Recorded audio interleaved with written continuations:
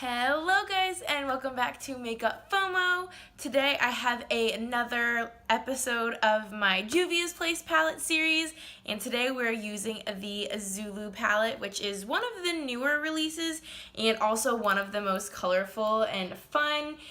I love this palette so much. I talked about it in my most recent video, my eyeshadow palette haul.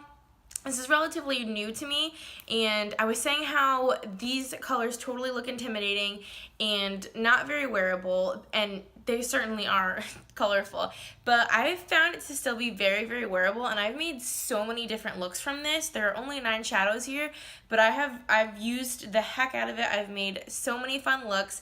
The look I did today is actually very similar to the look I was wearing in my last video, the eyeshadow palette haul, but I switched it up a little bit. I replaced the lime green shadow that I had on my lid, this one in the middle, and I used this rose gold, really pretty champagne shade instead, and I think it makes it just slightly more wearable, but you could totally amp it up by using the green or using the turquoise. There's so many things you can do with this palette. I love it. So it is the look that I'm wearing today. Sneak peek.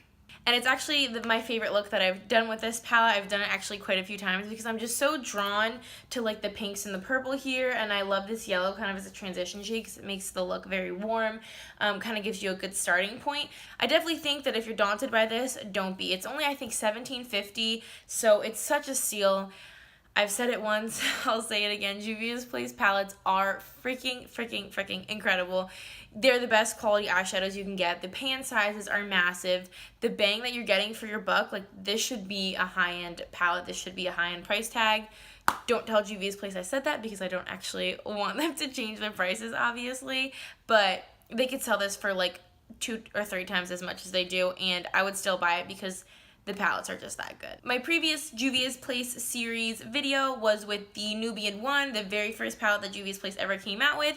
I can definitely link that below so you can check it out. This is going to be my second look using the Zulu palette. I was going to go in order, but then I was like, I really just want to use this one and do that look that I wore in my last video because a lot of you guys actually commented saying that you liked my eyeshadow in that video, which is so nice. I appreciate all the comments. You guys are so sweet, and I figured since some of you really liked it, I would just kind of show you how I did it in case you have this palette and you might want to recreate it, or just give you some inspiration to kind of play with this palette and do some looks that might be a little bit outside your comfort zone, but still really pretty and really fun. I definitely, of course, plan to continue this series. Like I've said before, I have almost all of the Juvia's Place palettes except for one, so I can continue to do more and more episodes, if that's what we're even calling this in this series. So this is number 2 of many, and I will stop rambling now. I hope you enjoy, and if you want to see how I use the Juvia's Place Zulu palette to get my eyeshadow look today, then just keep on watching. And I did really quick want to mention, I did have to dip into my Urban Decay Naked Basics palette just to set my lid and for my brow bone highlight, just because this palette doesn't have, obviously, a matte cream shade to set your lid with, and it doesn't really have a good brow bone highlight in it. I don't really fault the palette for that. I mean, when you only have 9 shades in a palette, you can't include every shade that you would need, and I wouldn't really have wanted them to replace any of the shades in here with one of those shades, so I'm totally cool with it. But I did just want to point out that I did have to dip into this palette just for kind of the basic tones, so keep that in mind if you are planning on picking up this palette or using it. You might need to dip into another really simple palette just to kind of complete your look. So like I said, grabbing the Urban Decay Naked Basics palette in the shade WOS, I am just using this to set my lid.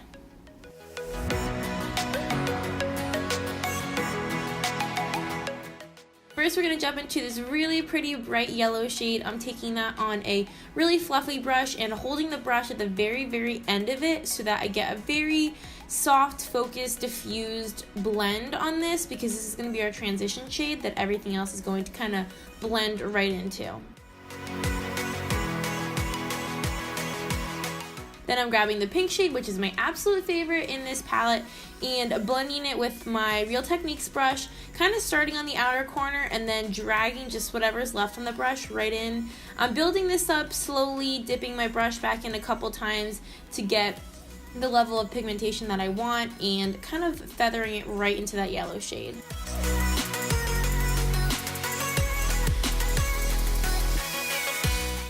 Now with the purple, I also really love this. I'm doing kind of a, I guess you might call it a technique.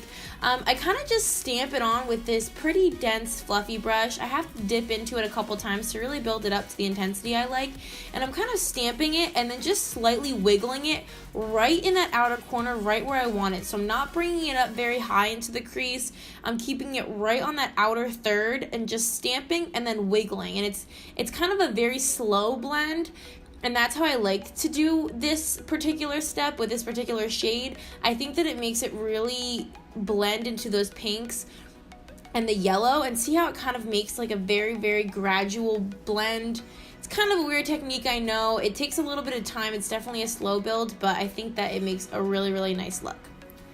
And then with the pink, rose gold, champagne kind of shade, I'm using my finger like I always do for my lid shade. It is the only way I apply lid colors, and I am just packing that on with my finger and then slowly just blending it in towards the middle of the lid and over towards that purple. I'm also using whatever's left on my finger and just applying that to the inner corner. And then because some of that purple got a little bit covered up by the pink shade, I'm just reapplying that the same way, kind of just stamping it and then wiggling it a little bit.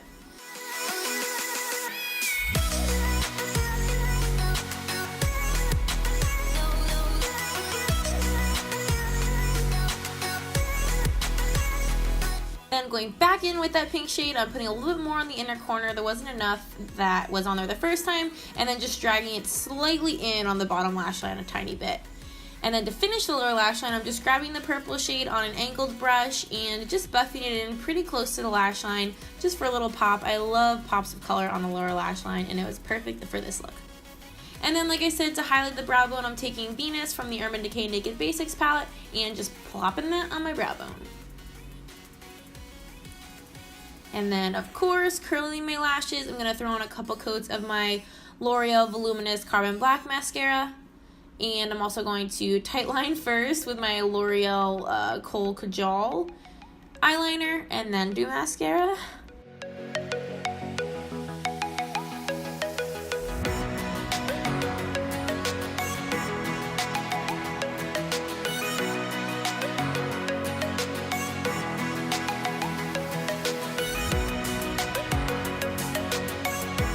And then for the bottom lash line, I'm using the Makeup Forever Excessive Lash Mascara.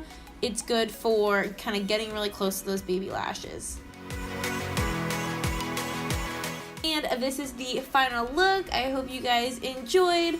I had so much fun creating this look. It is my favorite look that I've done with the Zulu palette.